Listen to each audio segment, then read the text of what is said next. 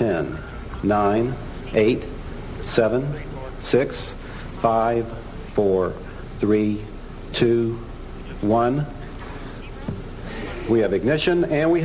Es sin duda la gran aventura pendiente de la humanidad, la posibilidad de salir fuera de las fronteras de nuestro planeta y explorar el más allá de la zona en la que habitamos habitualmente. Hoy vamos a hablar de la exploración del espacio. El otro lado de la realidad pretende acercarles a los misterios que rodean ya no la exploración de las estrellas lejanas, sino la exploración de los mundos cercanos como la Luna o como el planeta Marte.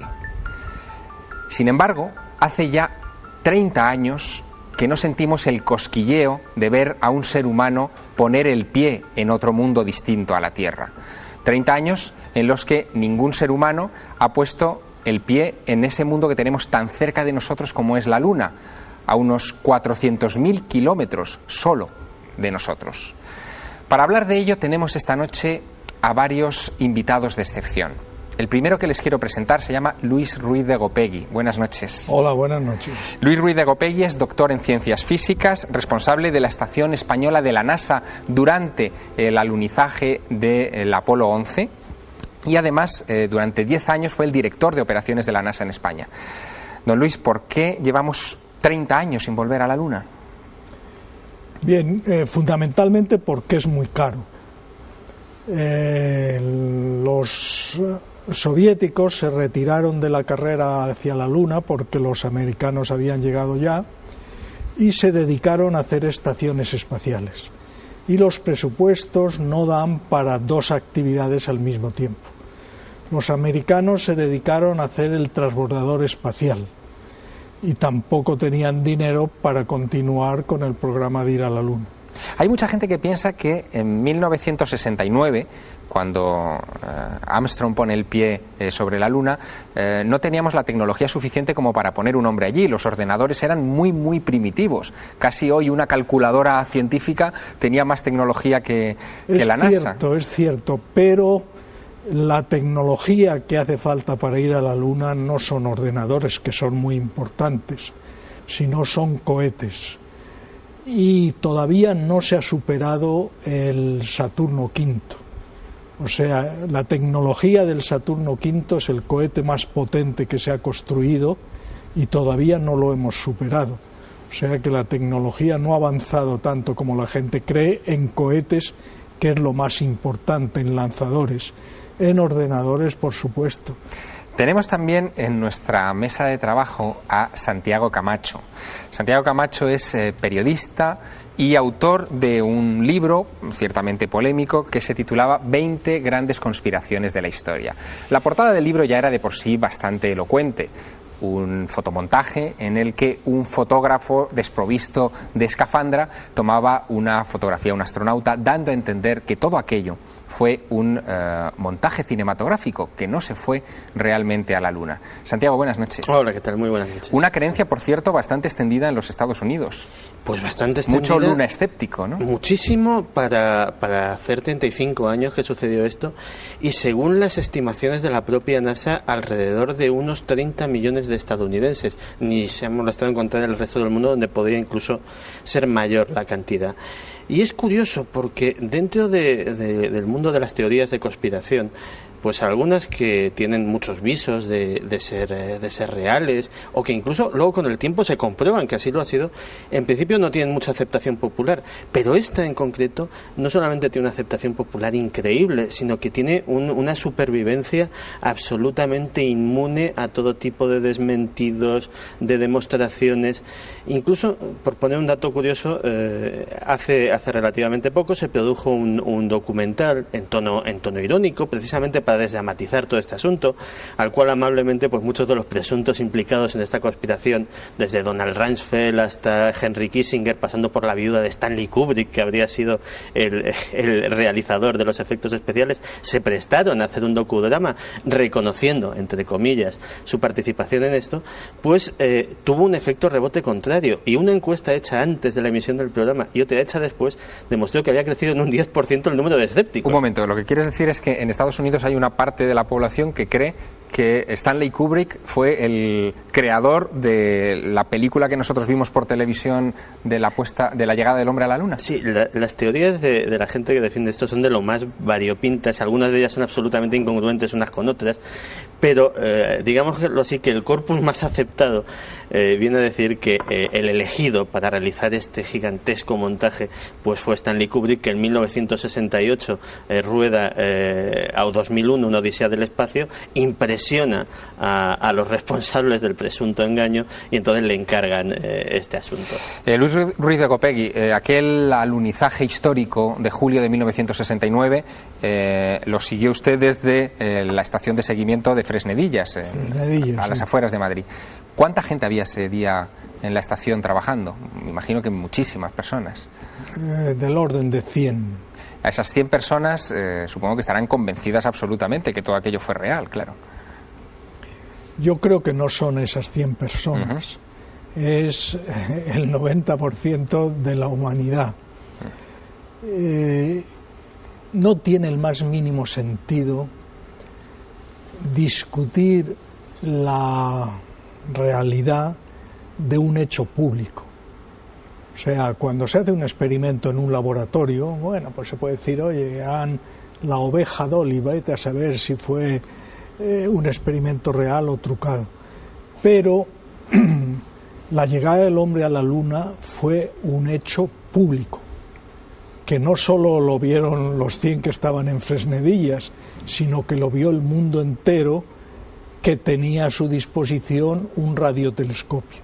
Hasta los atentados del 11 de septiembre fueron las imágenes más conocidas y más divulgadas en las televisiones de todo el mundo. Ese primer paso para el hombre que dio Neil Armstrong al poner el pie sobre la superficie de la Luna. Sin embargo, Santiago Camacho, los que defienden esta teoría se apoyan en pruebas fotográficas, sobre todo, procedentes de la propia NASA, en los que ven anomalías muy curiosas. Sí. Me gustaría, Santiago, que repasáramos alguna de estas fotografías, que la viéramos y la comentáramos.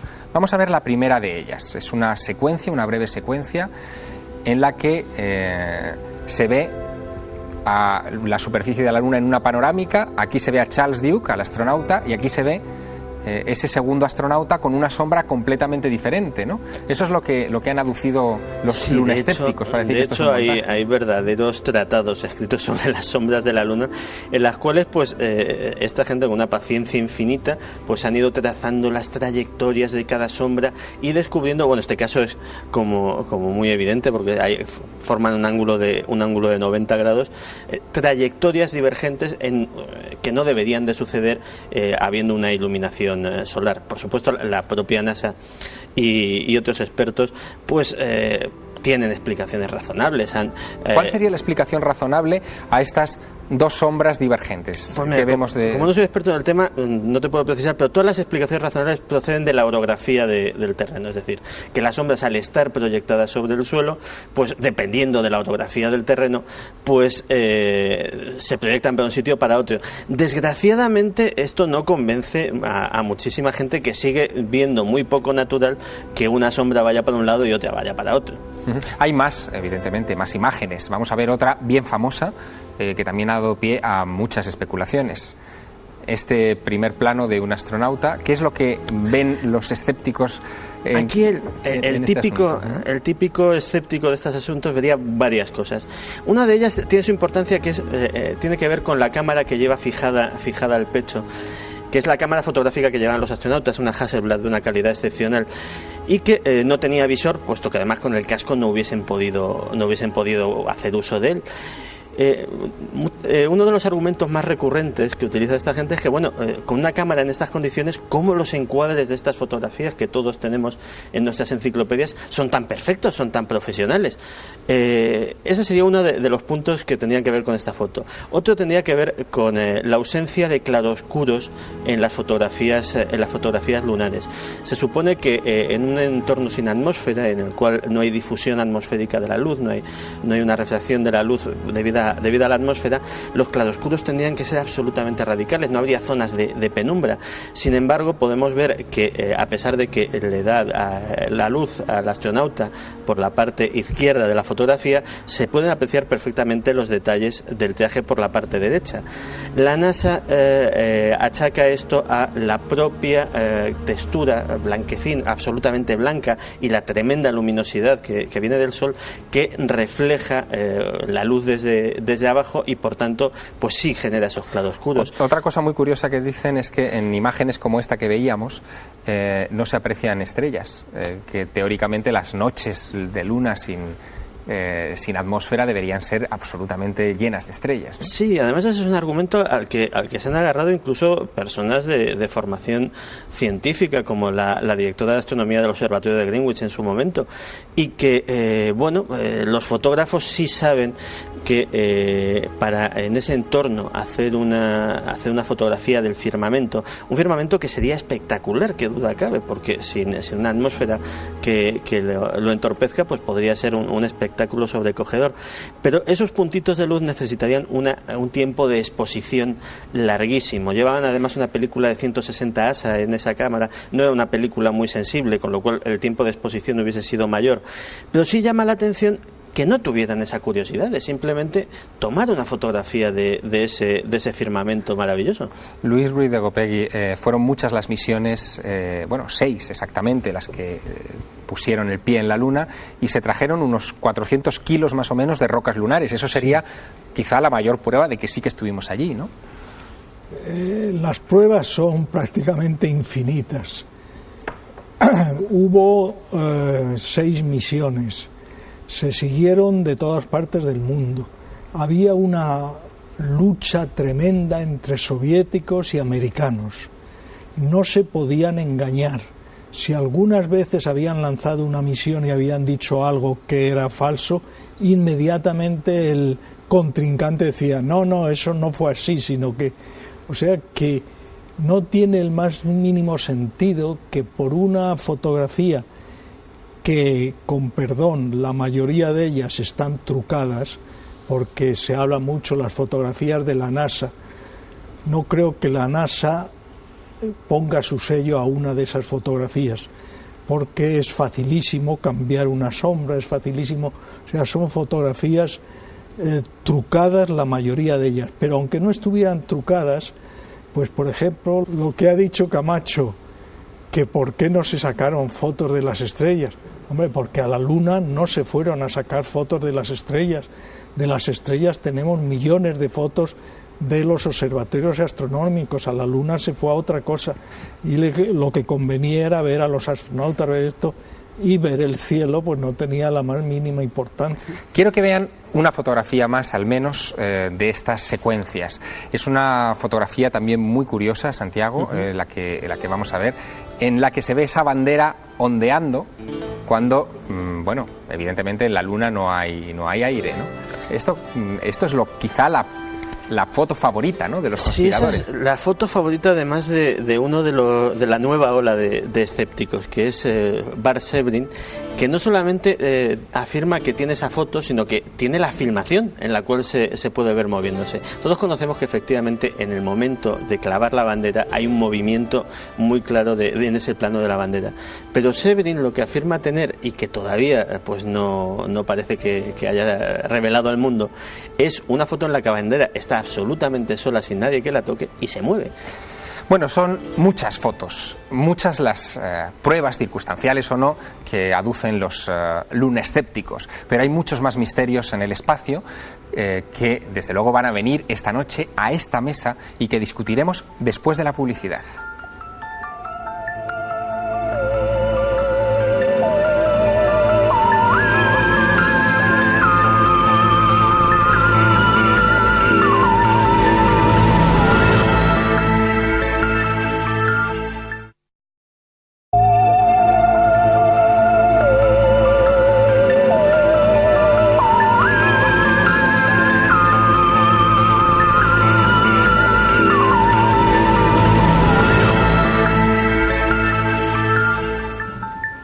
Continuamos en el otro lado de la realidad, embarcado en un viaje que nos llevará a millones de kilómetros de aquí.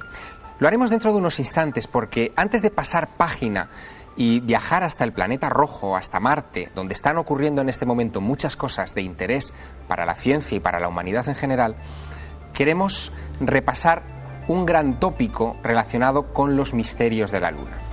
Aceptando que efectivamente el Apolo 11 estuvo allí en julio de 1969 y que el astronauta Neil Armstrong puso el pie en la Luna en el Mar de la Tranquilidad, en el cráter del Mar de la Tranquilidad, también tenemos que reflexionar sobre algo que ha estado circulando durante muchos años en los ambientes interesados en los misterios, y es la posibilidad de que esos astronautas de la misión Apolo 11 hubieran tenido un encuentro cercano con luces extrañas en la Luna, algo que la NASA supuestamente silenció merced a un bucle de seguridad que tenía con las comunicaciones con el planeta Tierra.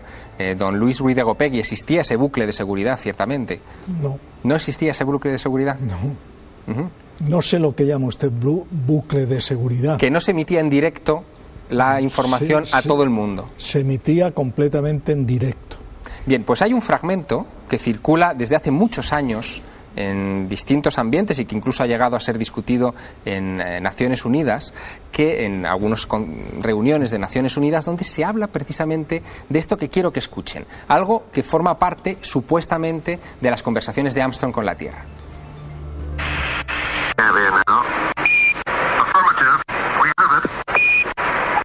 What is it? We have some explanation for that. We have none. Don't worry. Continue your program.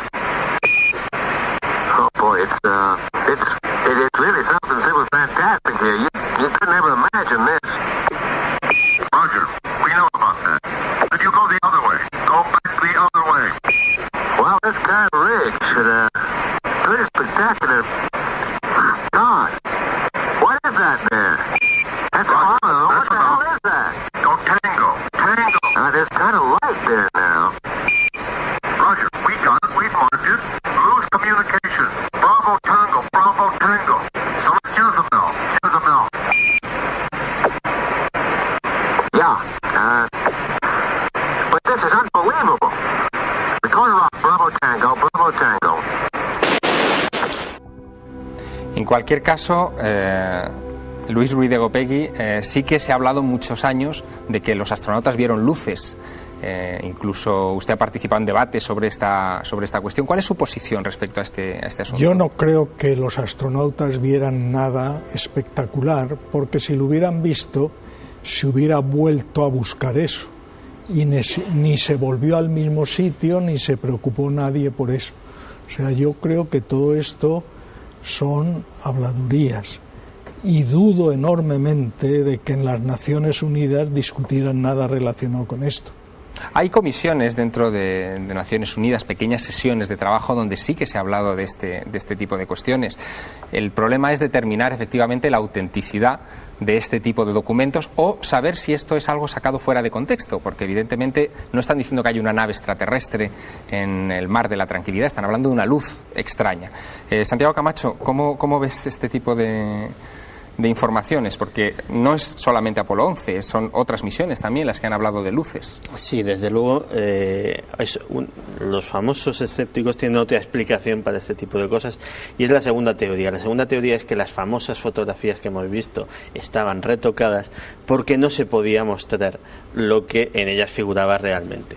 Por eso decía antes que las explicaciones que da toda esta gente, pues muchas veces algunas se dan absolutamente de bofetadas las unas con las otras, y si haces caso a unos no tienes por qué hacérsela a otros. Yo todo esto se lo achaco en muy buena medida a que la NASA siempre ha sido una organización en determinados casos muy hermética. Tengamos en cuenta que nace en un ámbito militar, que actualmente a día de hoy más del 70% de las misiones son de carácter militar y clasificadas como secreto, y que lógicamente supongo que incluso en las misiones Apolo habría algunos experimentos de orden clasificado que tuvieran ese carácter, y en ese caso sí que buena parte de todas estas cosas se consideren como verdaderas o como meras leyendas urbanas, sí pueden haber sido originadas por ese hermetismo.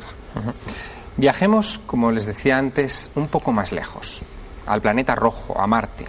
está a unos 75 millones de kilómetros de nosotros y en este momento, mientras tenemos esta conversación, allí hay dos pequeños robots, dos rovers, el Spirit y el Opportunity, mandando datos continuos a la Tierra sobre la estructura y la superficie de ese planeta. Se ha hablado muchísimo en estas últimas semanas sobre la posibilidad de que exista agua en Marte, de que en el pasado el planeta rojo hubiera sido más parecido a la Tierra de lo que imaginamos, e incluso hay fotografías que se han ido recibiendo en estos últimos años que parecen avalar la posibilidad de que efectivamente Marte fue un planeta vivo hace algunos miles, quizá millones de años. Me gustaría que contemplaran esta imagen. Es la imagen de un polo marciano. Se ve lo que aparentemente es claramente una estructura de hielo.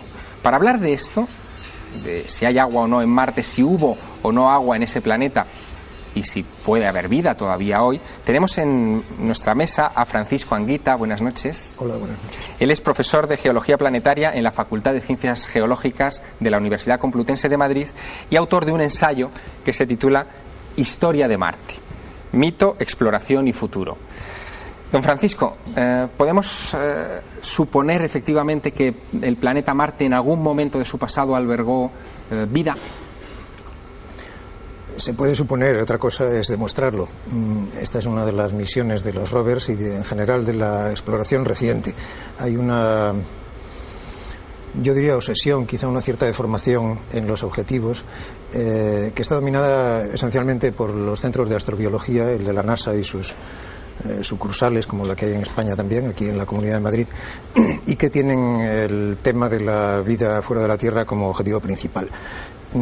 Para mí hay una cierta selección en los objetivos que, bueno, yo la discuto ligeramente. Creo que Marte es un planeta súper interesante, tanto desde el punto de vista de la posible vida que pudo existir en el planeta, como desde el punto de vista de la evolución planetaria en general. Creo que Marte es el modelo perfecto que necesitamos para entender mejor la Tierra. Y aquí hay muchos temas, sobre la vida y otros más. Claro, hablaba usted de los centros de astrobiología y probablemente muchos madrileños no sepan que existe uno de esos centros de astrobiología a las afueras de Madrid. Se encuentra en Torrejón de Ardoz. Es una instalación científica de gran envergadura, tiene aproximadamente unos 6.000 metros cuadrados de superficie y en este lugar los científicos trabajan en la investigación de la vida extraterrestre y también en determinar los orígenes de la vida en el universo. Están asociados al Instituto de Astrobiología de la NASA, es el único centro fuera de Estados Unidos de estas características. Trabaja también en asociación con el Instituto Nacional de Técnica Aeroespacial y con el Centro Superior de Investigaciones Científicas. Hablamos hace poco con el subdirector del Centro de Astrobiología, Javier Gómez Elvira, y le preguntamos por los objetivos de este centro. Uno de los objetivos que tiene el centro es tratar de ver, de averiguar si la vida es un proceso normal en el universo. Es decir, si siempre que se produce una serie de eventos, de que se forman los planetas, está a una cierta distancia de la estrella, hay agua, el clima, en una cierta circunstancia siempre aparece la vida. Entonces, nosotros es lo que queremos demostrar, saber si es un proceso normal o quizás lo que ha ocurrido es que en nuestro planeta se ha dado una casualidad y por eso estamos aquí. Una de las grandes dudas sigue siendo si hay vida en Marte, si la existencia de agua pudo condicionar también la existencia de vida. A ese respecto, Javier Gómez Elvira nos responde lo siguiente. De Marte creemos que ha habido agua en el pasado, porque hay muchas muestras de evidencias de que parece ser que ha habido agua. El clima parece ser que también era distinto al actual, pero pensar que en Marte había vida como en la Tierra no se sabe. Es decir, eso es una de las misiones que tiene las sondas que se van a mandar en los próximos años, ver si existe vida ahora y si ha existido en el pasado. Ese es el objetivo. Desde luego pensar que ha habido vida como la que nosotros entendemos como seres humanos, no existe ninguna evidencia clara, ni evidencia de ningún tipo de que pueda haber existido vida en Marte. También le preguntamos por ciertas anomalías geológicas que sin duda saldrán a colación esta noche en el otro lado de la realidad, como posibles fotos de fósiles que han circulado por algunos lugares, o incluso la existencia de una polémica cara en la región de Sidonia, en una de las regiones sin duda también más polémicas del planeta rojo. ¿Nos responde esto? En Marte sabemos que sean unas circunstancias que puede haber vida, que puede haber, no se sabe. El que haya habido fósiles, el que se hayan mandado imágenes que aparentemente dan ciertas sensaciones, pues la verdad es que es muy difícil, yo diría que casi imposible de decir que son fósiles.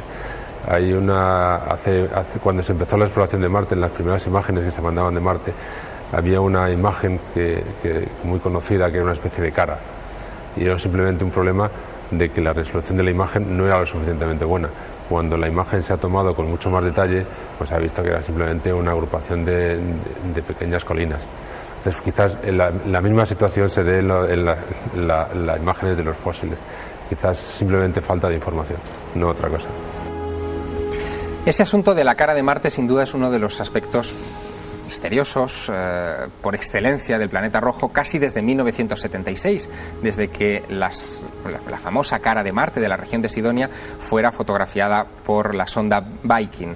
Tenemos también en mesa con nosotros a César Sirvent. Él es programador informático y miembro de la Sociedad para la Investigación SETI Planetaria. Participó no hace mucho en la elaboración de este libro. Es un libro en inglés que es El caso para la cara o por la cara de Marte. Y quisiera preguntarte, César, este asunto de la cara, ¿cómo nace? Cuéntanos antes de que veamos esas imágenes. Sí, en 1976 la sonda Viking fotografía toda la región de Sidonia y intentan hacer aterrizar el orbitador y entonces buscar un sitio donde pudieran aterrizar sin ningún problema, que fuera plano y tal. Entonces uno de los científicos, Tobias Owen, está examinando con una lupa las fotografías y cuál es su sorpresa, que en una de ellas descubre una especie de rostro humanoide gigantesco y entonces se queda anodado y exclama: Dios mío, ¿qué es esto? Pero luego recapacitando y entonces su mente científica le hace suponer que se trata simplemente de una montaña.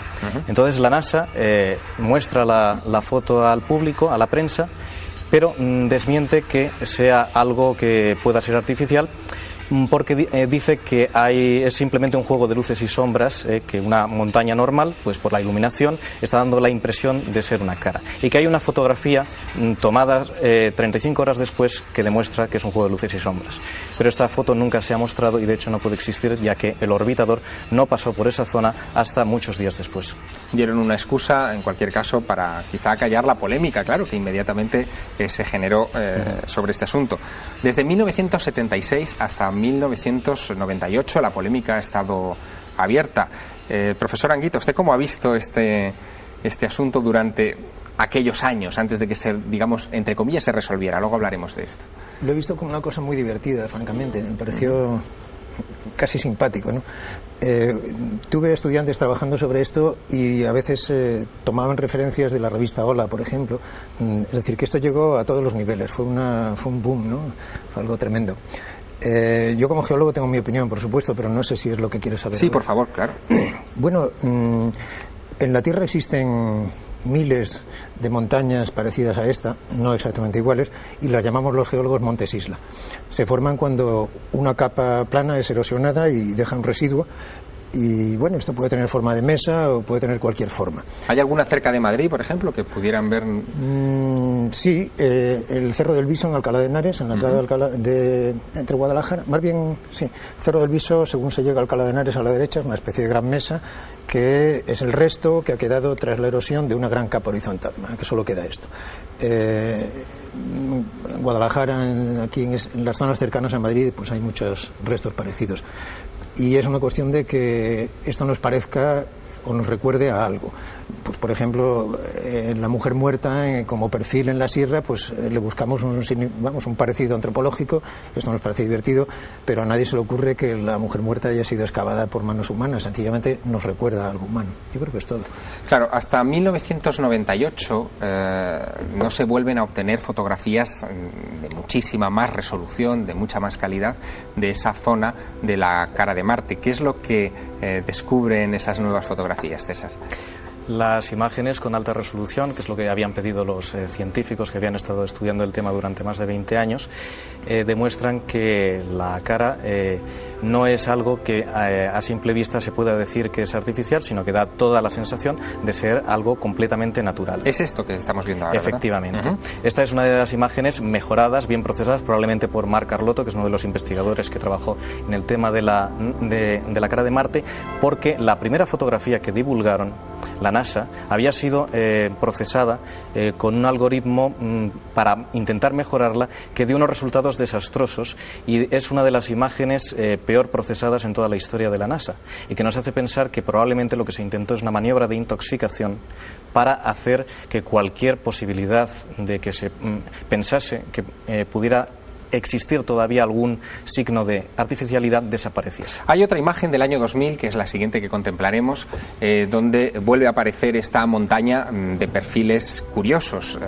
comparada un poco en la esquina con la imagen de 1976. Claro, aquí aparentemente no hay rastro alguno de cara, ¿no? Lo que pasa está ahí es el negativo fotográfico de la imagen original, y luego además, si te fijas, hay una perspectiva oblicua que hace que la posible bilateralidad que hay en la cara, es decir, que es simétrica y tiene dos lados, pues como una cara humana, se pierda, ya que está cogido desde un ángulo muy oblicuo. Hay también una comparativa en las imágenes que podemos ver, es una comparativa en la que creo que has trabajado durante algún tiempo. Esa es la imagen, la primera, la que comentaba de mal procesada, digamos. Mal procesada, probablemente a sabiendas, porque luego vemos a la derecha un programador informático experto en procesado digital de imágenes, pues lo que puede conseguir perfectamente, que es luego una de las imágenes, cuando las vuelve a procesar la NASA correctamente, ya se asemejan a lo que Ian Fleming había obtenido. Lo que llama la atención es que estamos hablando de la región de Sidonia, una región marciana de unos 922 kilómetros cuadrados, y que en apenas unos 20-25 kilómetros cuadrados se encuentra la cara, la llamada cara de Marte, que ahora discutiremos un poco si eso es normal o no, y también algo que ha venido a bautizarse como las pirámides, es decir, una zona donde aparece algo parecido, pues eso, a las pirámides de Egipto. Vamos a ver una de esas imágenes en las que se aprecia efectivamente la cara en la parte superior y todo ese cúmulo de pirámides ahí abajo. Esto es lo que más llamó la atención en cualquier caso a los expertos que participaron en este libro, ¿no? del caso de la cara. Es decir, que en una región tan pequeña como has dicho puede haber tantas anomalías o supuestas anomalías. Es decir, por ejemplo, ahí tenemos en la esquina inferior derecha pues una pirámide gigantesca de 1,5 kilómetros de alto, y que, bueno, si no es una pirámide realmente exacta, ¿no? Que pudiera dar unas evidencias de artificialidad concluyentes, pero sí que es bastante difícil que por procesos geológicos se pueda generar una estructura con esa simetría. ¿Qué le dice al profesor Anguita, que bueno, su campo de estudio es la geología y a diario es lo que enseña en la Universidad Complutense? ¿Qué le dice una imagen como esa, en la que aparecen ese tipo de estructuras? Me dice que la corteza de Marte está llena de fallas, que son las que nos dan estas líneas rectas. Una falla es una rotura en las rocas. Entonces las fallas nos dan alineaciones de restos. Por ejemplo, esto. La cámara podrá comprobarlo, pero esa flecha está señalando la famosa cara, y luego hay una alineación de restos por aquí que están siguiendo precisamente una fractura en el terreno. Esto está lleno de fallas, todo esto aquí, todos los bordes rectos son fracturas. Luego, entonces, esas coincidencias tienen una explicación geológica sencilla, y es la fracturación de la corteza marciana. Yo no lo veo nada de especial, teniendo en cuenta que hay miles de formas aquí. Algunas lógicamente tienen que parecer pirámides triangulares y otras no lo son. Lo curioso, César Sirvent, es que algunas de ellas parece que tenían una disposición geométrica entre sí. Vemos, por ejemplo, unos cráteres que ahora veremos ampliados, perfectamente en línea, ¿no? Es decir, como si estuvieran en una misma línea recta. Sí, pero esto no es una anomalía, sino que simplemente digamos que está para indicar que lo que veremos después, que son unos montículos que, como decías, sí que están ordenados de una forma bastante curiosa. Entonces, esto simplemente es para demostrar que hay, por ejemplo, procesos naturales que pueden producir estas alineaciones. Esto es simplemente un meteorito que se ha fragmentado, y entonces han caído los diversos fragmentos del meteorito en una línea recta. Ajá. Es completamente natural. Es decir, que eso es natural. Exactamente. Y lo que vamos a ver a continuación, digamos que se saldría de la norma o del cálculo de probabilidades. No tiene una explicación tan normal. Aquí hay 6 montículos, son esas pequeñas pirámides que dices, pero bueno, no es lo importante si son pirámides o no, sino que son unos montículos de unos 200 metros de diámetro y separados distancias del orden de 3 a 5 kilómetros. Y que, como podéis observar, están alineados formando unas líneas paralelas, y podemos contar hasta 4 grupos de líneas paralelas que están codificadas en colores para que se pueda apreciar visualmente de una forma mucho más exacta que, por ejemplo, pues haciendo cálculos o haciendo mediciones. Es decir, se ve directamente a golpe de vista y llama mucho la atención la regularidad y la simetría que existe. ¿Es esto buscarle 3 pies al gato? O 4 o 5, no sé, muchos pies. César, ¿tú crees que si nos hubieran querido dejar quienes fuesen alguna señal, hubieran recurrido a este extraño método? ¿No hubieran dejado algo un poco más claro, menos interpretable? No lo sé. Bueno, creo que Gauss en el siglo XIX propuso talar un árbol, talar un bosque, árboles, de tal forma que formasen un triángulo equilátero para que si existía vida inteligente en Marte pudieran observarlo con los telescopios. Claro. Entonces, de todas formas, no se puede saber si son mensajes de supuestos alienígenas o simplemente es una geología exótica. Lo que sí que está claro es que las disposiciones angulares de estos montículos son bastante intrigantes, no están ordenados al azar, sino que evidentemente hay unas relaciones muy claras, y que los geólogos no están mirando estas evidencias no de artificialidad, sino evidencias de algo curioso. Entonces, si es curioso, ¿por qué no se está investigando? A mí lo que me parece curioso es que selecciones algunos puntos y te dejes otros 50 fuera de estas estructuras. No, los montículos, hay en total identificados 16 montículos, que son realmente pues agrupaciones de más o menos el mismo tamaño y la misma luminosidad, y esos 16 montículos han sido seleccionados, porque esta figura de 6 montículos es la que más regularidad tiene, pero el doctor Crater en 1995... ¿El doctor Crater se llama? Sí, curiosamente.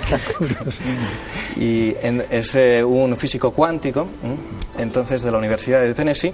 Entonces, al observar estas alineaciones tan curiosas, él hizo un estudio probabilístico e introdujo los demás montículos precisamente para ver si efectivamente se había hecho una selección arbitraria intentando ajustar los datos. Y al incluir esos montículos con la hipótesis de que tenían esa misma regularidad, porque aquí hay un ángulo que es el ángulo tetraédrico, que está codificado, al intentar extenderlo a los demás montículos, le salía que efectivamente esa regularidad se expandía. Bueno, hay más cosas extrañas en Marte. Evidentemente ha corrido mucha tinta con respecto a las anomalías marcianas, y una de las cosas llamativas es esta imagen que vamos a ver a continuación, que algunos han llamado con un nombre muy literario, la ciudadela inca, incluso se han atrevido a decir, esta especie de estructura que vemos aquí compartimentalizada. Desde el punto de vista geológico también esto es normal, es una curiosidad. Es medio raro. Es medio raro. Sí, esta es muy marciana. Pueden ser diques. Los diques son capas de magma que se intruyen en las rocas y que son más duros que las de las rocas. Cuando el resto se erosiona, entonces quedan como paredes. Y se le llaman con nombres además muy, muy antropológicos en la Tierra, Muro del Diablo y cosas parecidas, y existen en muchos casos. Ninguno tan bonito como este. Pero es que Marte es muy bonito. Si a usted le ofreciera la posibilidad de viajar a Marte, vamos a especular, pero le ofreciera la posibilidad de viajar a Marte, ¿a qué región o a qué zona iría del planeta porque le llamara más la atención, porque hubiera algún misterio, alguna cosa que le atrajera especialmente? Bueno, yo, desde el punto de vista científico, me iría a un sitio, desde el punto de vista estético me iría a otro distinto. Desde el punto de vista estético, comienzo, porque para mí es muy importante, me asomaría a la pared de Valles Marineris, que tiene 7.000 metros de profundidad casi cortados a pico. Eso seguro que quita el hipo a cualquiera. Debe ser algo maravilloso. Desde el punto de vista científico, pues me iría a la base de un gran volcán de 17 kilómetros de alto, que se llama Arsia Mons, donde, según las fotos que hemos podido observar, el grupo en el que trabajo, hay actividad volcánica reciente. Y esto es muy interesante desde el punto de vista de la evolución de Marte en general y desde el punto de vista de la vida incluso en particular, puesto que un planeta que tenga energía interna todavía puede tener agua líquida en profundidad, y este es un medio interesante para bacterias, por ejemplo. De manera que yo creo que hay un montón de cosas interesantes en Marte, sí. Una de las asignaturas pendientes, evidentemente, sigue siendo la de determinar si en Marte hubo o no vida. si hubo microorganismos en un momento determinado, que ya fueron buscados en 1976 por las misiones Viking. Vamos a ver algunas imágenes que reconstruyen ese momento de la llegada de las misiones Viking, de cómo el módulo se acerca al planeta rojo, entra en la tenue atmósfera marciana, despliega un paracaídas, llega a tomar no sé si decir Tierra o Marte, y en un momento determinado incluso toma muestras del terreno para tratar de determinar si allí hubo o no hubo vida. Santiago Camacho, este asunto de la vida en Marte ha traído muchísima cola y de hecho sigue todavía debatiéndose sobre si aquellas mismas pruebas de la Viking demostraron o no que si allí había vida. Sí, de hecho hay un debate continuo sobre este tema. De hecho, últimamente lo último que hemos sabido es sobre la posibilidad de que se haya detectado metano en Marte y sobre si eso podría significar la existencia actual de una vida vegetal, vaya usted a saber. Pero como siempre estamos en un debate entre los que desean saber, y parece ser que la NASA, que es muy cauta por ser muy benevolente a la hora de lanzar cualquier tipo de descubrimiento nuevo o de anunciarlo a los cuatro vientos antes de estar completamente segura de ello. Pero efectivamente hay un debate abierto posiblemente desde que esta sonda Viking aterrizó, y que yo creo que nos queda largo y tendido, por lo menos durante unos años, hasta que realmente alguien nos dé ese anuncio de una manera definitiva. Quiero proponer, no obstante, que nos acerquemos a otra gran anomalía marciana, que creo que también fascina al profesor Anguita, que tiene que ver con las lunas de Marte, en concreto con una de ellas, es la luna Phobos. En griego quiere decir terror, ya el nombre de por sí impone bastante. Estas lunas fueron o han sido investigadas en estos últimos años tanto por rusos como por norteamericanos, pero fueron los rusos los que más se acercaron en un momento determinado, en los años 80, a esa luna para estudiar un cuerpo que se comporta de una manera bien peculiar. Vamos a ver algunas imágenes de las misiones soviéticas, pero, profesor Anguita, es un cuerpo muy extraño, quizá único en el sistema solar. Seguramente es único, sí. Esos surcos que tiene, que se ven bien en las imágenes, probablemente fueron provocados por una colisión de un asteroide contra el satélite, que lo rompió y creó unas grietas por las cuales el satélite se desgasificó, y esos surcos son como los puntos por los cuales salió gas del interior. Hace una cosa muy rara, y es que da 3 vueltas al día. Es muy rápido. Alrededor de Marte. Es el único cuerpo tan veloz, ¿no?, que tenemos en el sistema solar. Porque tiene una órbita muy baja, y de hecho en el futuro, quizá dentro de 10 millones de años, terminará por caer sobre Marte, y es probable que antes se fragmente y que Marte tenga un anillo entonces. ¿Sabía que Carl Sagan y el profesor Solsky de la Unión Soviética llegaron a plantear en los años 60, en el 68, si no recuerdo mal, que quizá Phobos era un cuerpo hueco? Sí, porque tiene una densidad baja, pero es la densidad de un tipo de asteroides que se llaman condritas carbonáceas y que son ricos en agua y tienen una densidad pequeña.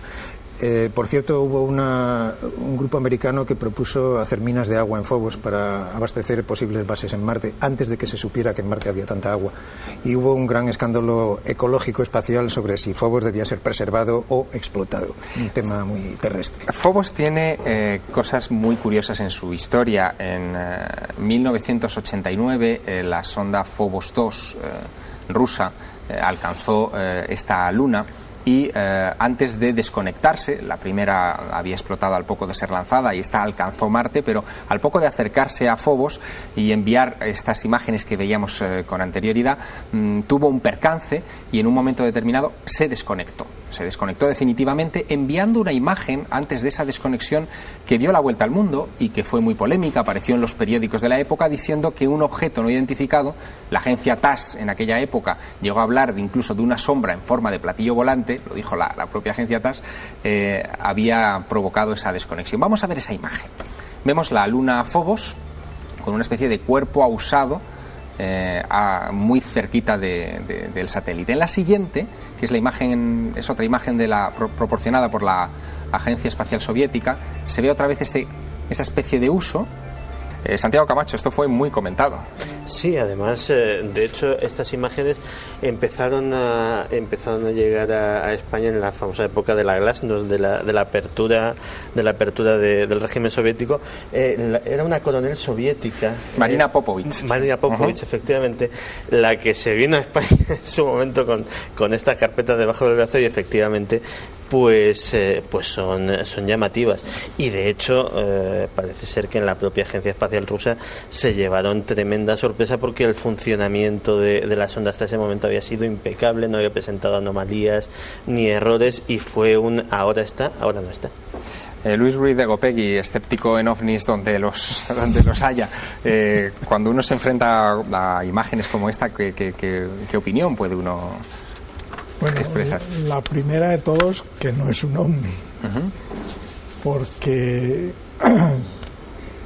es evidente, que cuando hablamos de ovnis hay que tener mucho cuidado, porque claro, si se habla de objeto no identificado, por supuesto es un objeto no identificado, pero la gente y los que nos están viendo pensarán ovni extraterrestre.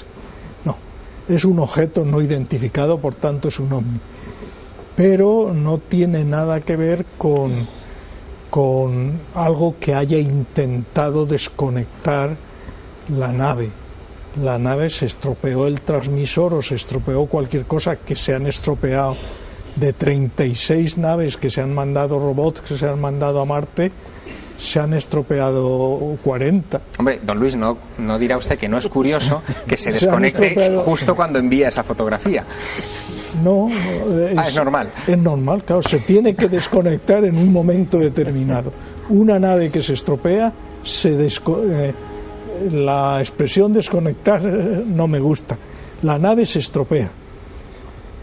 Se le falla el transmisor, le falla el receptor, le falla cualquier cosa, que es muy posible que falle porque son complicadísimas, y en un momento determinado ocurre eso. La NASA, de todas maneras, rara vez, es cierto, ha utilizado la palabra OVNI, objeto volador no identificado, pero en fechas muy recientes, el pasado mes de marzo, la utilizó. Llegó a los titulares de la prensa, se comentó mucho, a raíz precisamente de uno de esos rovers que en estos momentos están en la superficie marciana enviándonos datos importantes. En concreto, el rover Spirit envió una fotografía, que es la que vamos a ver a continuación. El ovni en cuestión es eso que vemos en la parte superior, es decir, esa especie de trazo luminoso de algo que se movía en el cielo marciano en el momento de obtener esta imagen. Se ha especulado mucho sobre la naturaleza de este objeto no identificado, y de hecho la NASA todavía no ha dado la última palabra, es decir, no tiene una explicación satisfactoria. Hablamos de ovnis.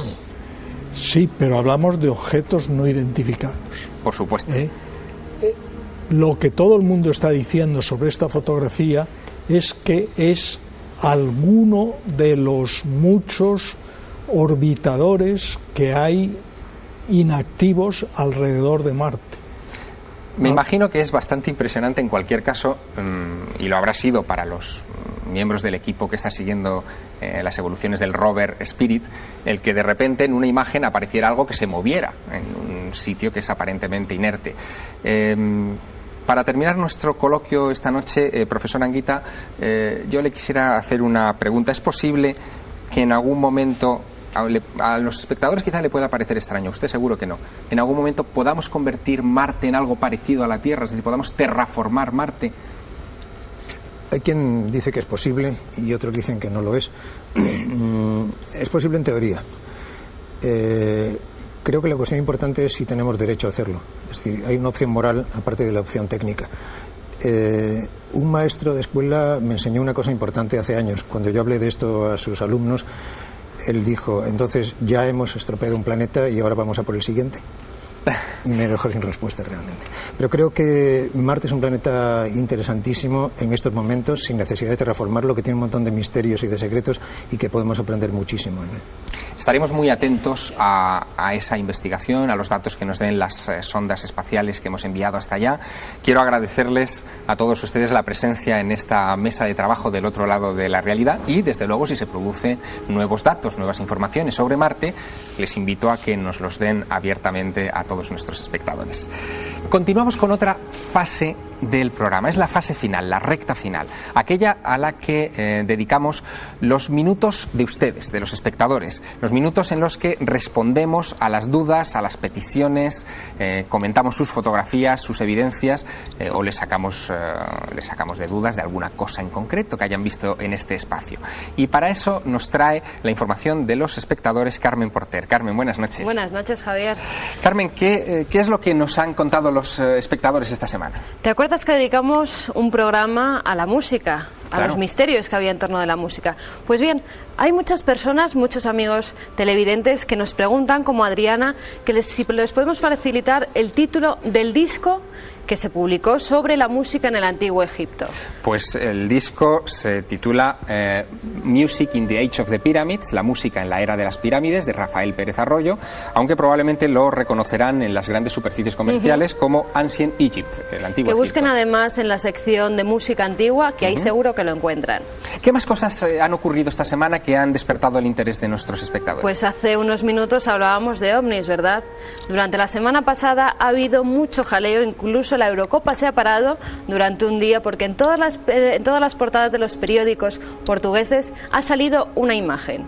Un ovni que ha sido fotografiado por 4 personas, 2 de ellos ingenieros y otros 2 estudiantes de ingeniería medioambiental. Bueno, este es un periódico portugués, pero sigue siendo más grande el titular Federação Arrasa Jogadores, que supongo que tiene que ver con pero con ya el en fútbol. Los días que corre, que pues se ve copado por completo Portugal del fútbol, que en portada salga esta fotografía es impresionante, sobre todo también porque los cielos de nuestro país, incluso de Madrid, en Madrid ha habido muchos avistamientos de objetos volantes no identificados en las últimas semanas. Los militares, nosotros tuvimos una mesa de militares aquí en este programa, los militares portugueses también han hecho declaraciones estos días. Han hecho declaraciones. Que es algo bastante raro en el estamento militar sobre el tema de los objetos no identificados. Es bastante extraño, sobre todo porque los radares lo detectaron.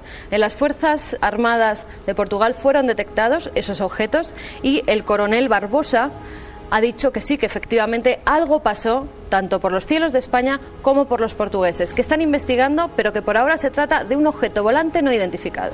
Gracias, Carmen. Si nos quieren enviar alguna pregunta o algún comentario, ¿a dónde pueden hacerlo? Tienen 2 direcciones, una de correo electrónico, que es el otro lado de la realidad, @telemadrid.es, y también tiene una dirección postal, que es a nombre de Telemadrid, a este programa, el otro lado de la realidad, y es en el Paseo del Príncipe número 3, 28223, de Pozuelo de Alarcón, Madrid.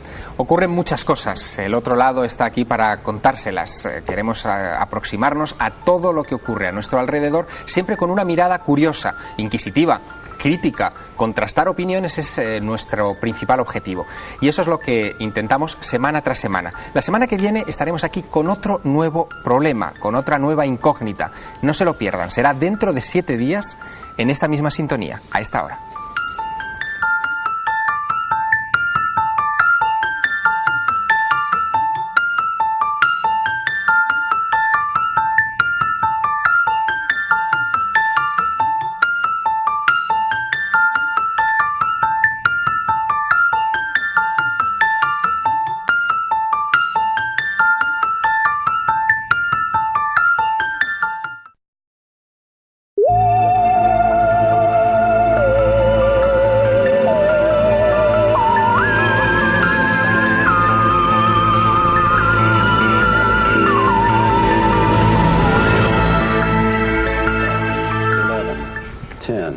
Nine, 8, 7, 6, 5, 4, 3, 2, 1.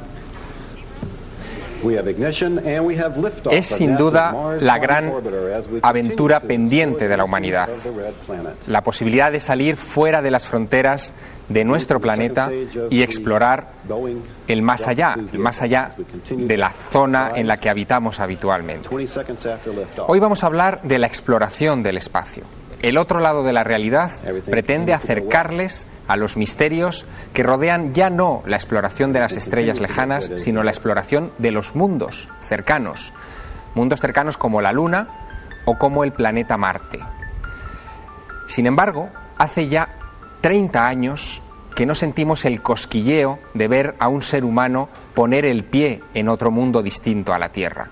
30 años en los que ningún ser humano ha puesto el pie en ese mundo que tenemos tan cerca de nosotros como es la Luna, a unos 400.000 kilómetros solo de nosotros. Para hablar de ello tenemos esta noche a varios invitados de excepción. El primero que les quiero presentar se llama Luis Ruiz de Gopegui. Buenas noches. Hola, buenas noches. Luis Ruiz de Gopegui es doctor en Ciencias Físicas, responsable de la Estación Española de la NASA durante el alunizaje del Apolo 11 y además durante 10 años fue el director de operaciones de la NASA en España. Don Luis, ¿por qué llevamos 30 años sin volver a la Luna? Bien, fundamentalmente porque es muy caro.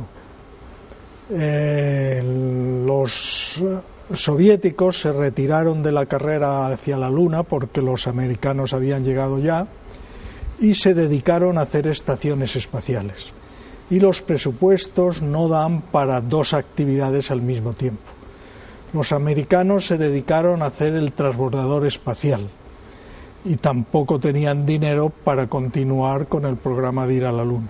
Hay mucha gente que piensa que en 1969, cuando Armstrong pone el pie sobre la Luna, no teníamos la tecnología suficiente como para poner un hombre allí. Los ordenadores eran muy primitivos. Casi hoy una calculadora científica tenía más tecnología que la NASA. Es cierto, pero la tecnología que hace falta para ir a la Luna no son ordenadores, que son muy importantes, sino son cohetes.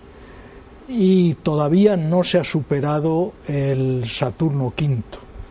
O sea, la tecnología del Saturno V es el cohete más potente que se ha construido y todavía no lo hemos superado.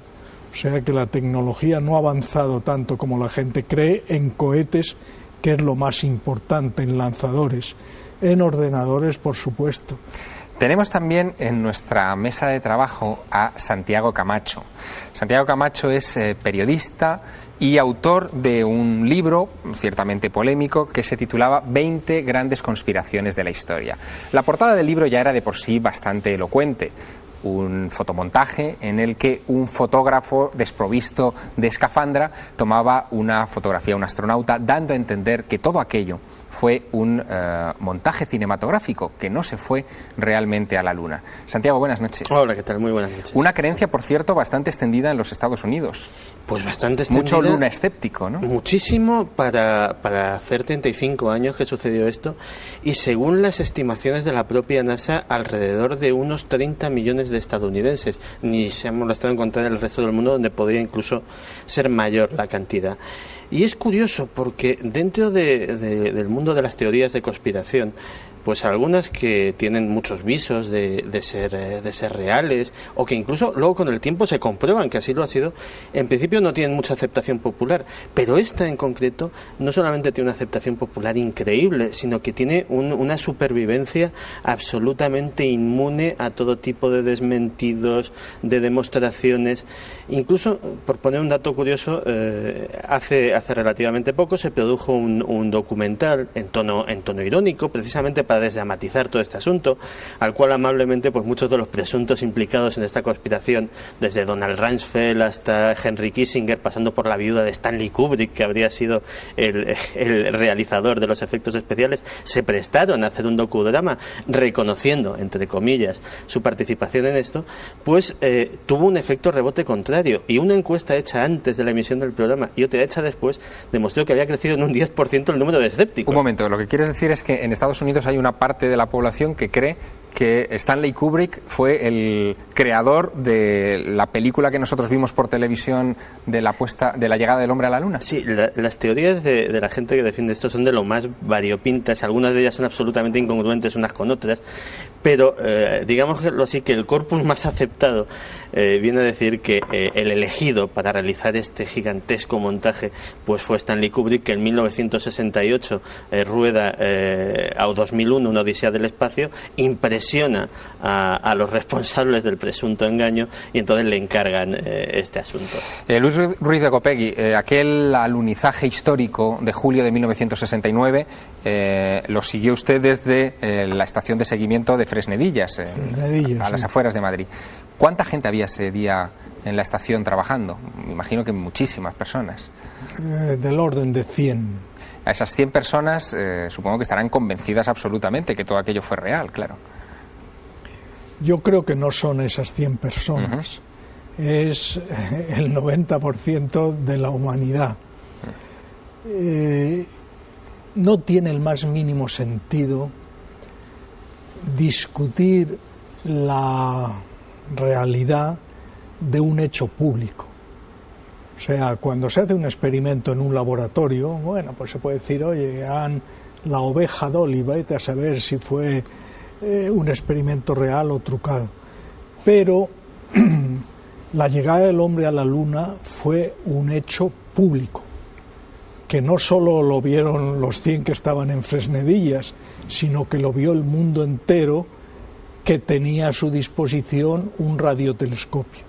Hasta los atentados del 11 de septiembre fueron las imágenes más conocidas y más divulgadas en las televisiones de todo el mundo. Ese primer paso para el hombre que dio Neil Armstrong al poner el pie sobre la superficie de la Luna. Sin embargo, Santiago Camacho, los que defienden esta teoría se apoyan en pruebas fotográficas, sobre todo, procedentes de la propia NASA, en los que ven anomalías muy curiosas. Sí. Me gustaría, Santiago, que repasáramos alguna de estas fotografías, que la viéramos y la comentáramos. Vamos a ver la primera de ellas. Es una secuencia, una breve secuencia, en la que se ve a la superficie de la Luna en una panorámica. Aquí se ve a Charles Duke, al astronauta, y aquí se ve ese segundo astronauta con una sombra completamente diferente, ¿no? Eso es lo que han aducido los lunescépticos. Para decir de que hecho hay verdaderos tratados escritos sobre las sombras de la Luna, en las cuales pues esta gente con una paciencia infinita pues han ido trazando las trayectorias de cada sombra y descubriendo, bueno, este caso es como muy evidente porque forman un ángulo de 90 grados, trayectorias divergentes que no deberían de suceder habiendo una iluminación solar. Por supuesto, la propia NASA y otros expertos pues tienen explicaciones razonables. ¿Cuál sería la explicación razonable a estas dos sombras divergentes pues mira, que vemos de...? Como no soy experto en el tema, no te puedo precisar, pero todas las explicaciones razonables proceden de la orografía del terreno, es decir, que las sombras al estar proyectadas sobre el suelo, pues dependiendo de la orografía del terreno, pues se proyectan para un sitio o para otro. Desgraciadamente esto no convence a muchísima gente que sigue viendo muy poco natural que una sombra vaya para un lado y otra vaya para otro. Hay más, evidentemente, más imágenes. Vamos a ver otra bien famosa que también ha dado pie a muchas especulaciones.